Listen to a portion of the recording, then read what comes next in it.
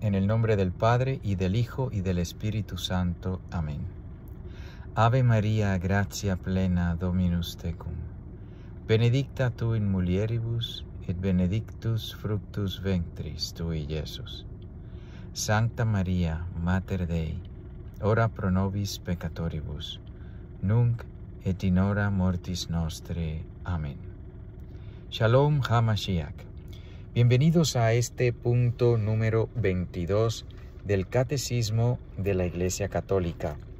En esta serie, el Catecismo punto por punto.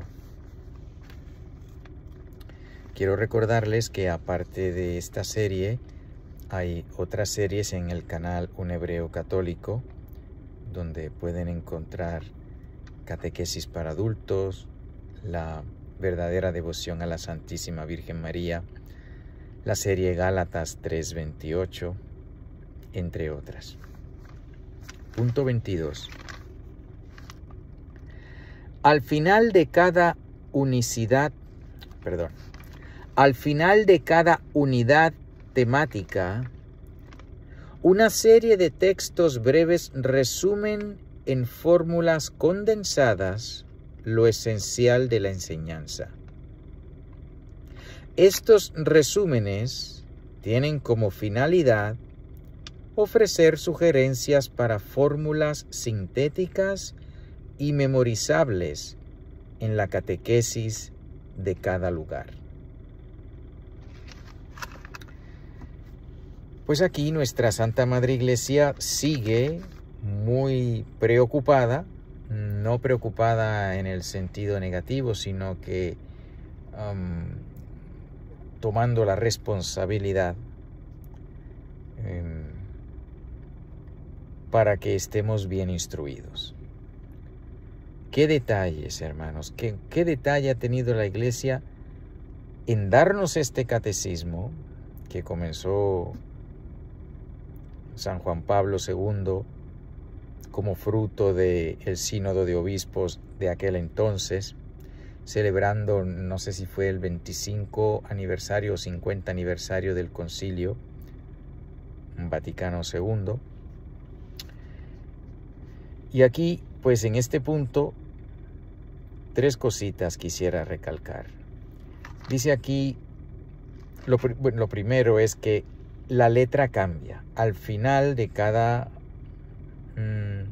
unidad del catecismo, toma un tema, nos lo explica en varios puntos, luego toma otro tema, lo explica en otros puntos, otro tema, y después de esa unidad, la letra cambia y nos da un resumen de los puntos anteriores.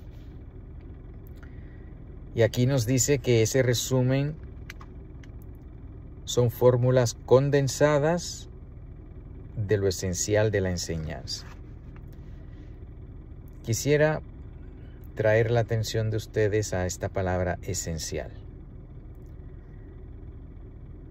En otros videos he hablado de distintos grados de importancia, donde lo esencial es lo más importante, luego está lo importante y último lo accidental, que es lo más superficial. Pues en las fórmulas que nos ha presentado nuestra Santa Madre Iglesia en 2000 años, va al punto, va al grano, va al corazón de la materia, va a lo esencial. Por ejemplo, el dogma de la Santísima Trinidad. Esencialmente es esto: Padre, Hijo y Espíritu Santo, tres personas distintas y un solo Dios verdadero. Eso es lo esencial. Muchísimo se puede decir del dogma de la Santísima Trinidad, mucho se puede explicar, pero si se va a resumir, pues se resume de esa manera: Padre, Hijo y Espíritu Santo, tres personas distintas y un solo Dios verdadero. Ahí está encerrado el dogma principal de nuestra santa fe católica. Pues la mayoría de los dogmas nos hablan de las cosas que Dios ha hecho, de las que sigue haciendo. Este dogma de la Santísima Trinidad pues nos habla, nos describe quién es Dios. Nos dice algo de la esencia de Dios, que es uno y es trino. Es un misterio. Mas, puesto que ha sido revelado, nosotros lo hemos aceptado. Porque no nos corresponde cuestionar, sino aceptar lo que Dios nos enseña. Si existe un lugar para hacer preguntas humildes, es decir, como la Santísima Virgen María, cuando el ángel le dice, vas a concebir y vas a dar a luz un hijo, y ella hizo una pregunta humildísimamente. Preguntó, ¿y cómo puede ser esto si no conozco varón? Hay preguntas que son humildes y que debemos hacerlas cuando se nos expone la fe. Podemos hacer preguntas humildemente.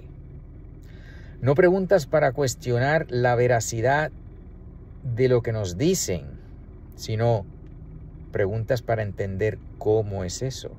Así nos enseña nuestra Santa Madre, la Santísima Virgen María. Ella preguntó al ángel, pero en ningún momento fue ni soberbia, semejante, eso no cabe en la Inmaculada Concepción, ni estaba dudando de que Dios era capaz de hacer lo que iba a hacer. No, ella quería saber cómo y cómo puede ser esto.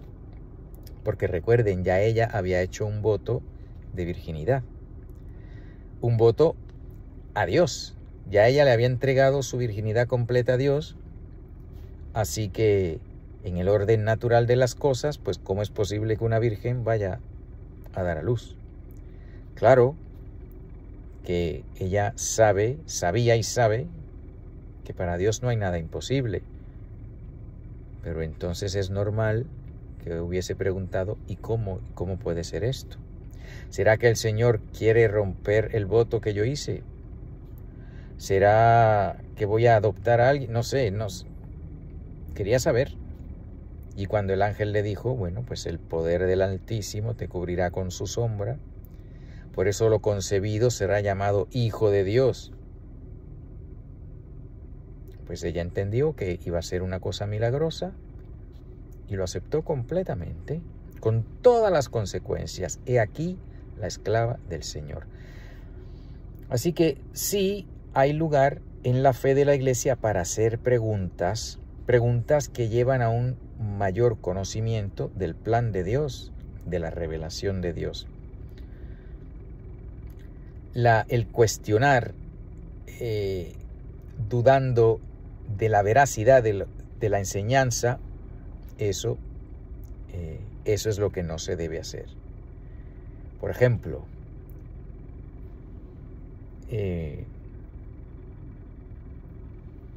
hay quien pregunta que he oído personas, incluso de estado consagrado en la Iglesia, diciendo, pero ¿cómo es posible que la Virgen hubiese permanecido virgen toda la vida? Pero si ella estaba casada con San José, y comienzan a preguntar y a cuestionar en plan de negar. La Iglesia dice, nos enseña con el dogma de la perpetua virginidad de la Santísima Virgen María, eso la Iglesia lo enseña. Cuestionar la veracidad de eso es pecado. Hacer preguntas, como hizo la Santísima Virgen, ¿cómo puede ser eso? Eso no es pecado. Es una pregunta para poder profundizar, diferente de la pregunta que niega. La pregunta que niega, pues esa no la debemos hacer. Porque no es pregunta, sino que es negación. La verdadera pregunta busca la verdad, como la Santísima Virgen lo buscó cuando le preguntó al ángel cómo puede ser esto. Pero una pregunta, una cuestión de cuestionar la autoridad o lo que se nos está diciendo, pues eso no debemos hacerlo. Pues ahora mismo no se me viene a la mente un ejemplo, pero pues la transustanciación, pues es dogma de fe que después de la palabra de consagración, lo que sigue teniendo características de pan ya no lo es, sino es el cuerpo resucitado de nuestro Señor Jesucristo. Pues uno puede hacer preguntas filosóficas, por ejemplo, que más adelante explicaremos con el favor de Dios en qué consiste la transubstanciación. Es la substancia lo que cambia y no los accidentes. Y se puede profundizar, pero dudar de que sea posible cuestionar si Dios en realidad hizo eso o no, pues ya eso es ya más que pregunta, es una negación. Es decirle, pues no creo que lo puedes hacer. Es como cuando los que estaban oyendo el discurso que el Señor pronunció en Cafarnaún sobre cómo Él es el pan de vida, cómo su cuerpo es verdadera comida, cómo su sangre es verdadera bebida. Dice la palabra de Dios que muchos se preguntaban, ¿y cómo puede éste darnos a comer su cuerpo? Pero ellos no lo hicieron con deseo de saber la verdad, sino como negación. De hecho, nos dice el Evangelio que después de eso, muchos ya no le siguieron. Era mucho aceptar semejante verdad. Por eso existe la pregunta para conocer la verdad y existe la pregunta que es una negación. A nuestro Señor Jesucristo decían, pero ¿y no es este el hijo del carpintero? ¿Y no conocemos a sus hermanos que están con nosotros? ¿Y qué es lo que hace este enseñando? No era una pregunta para conocer la verdad, era una pregunta de negación. No querían aceptar lo que el Señor les estaba diciendo. No querían aceptar que el Señor tenía autoridad para enseñar. Así que hay dos tipos de preguntas.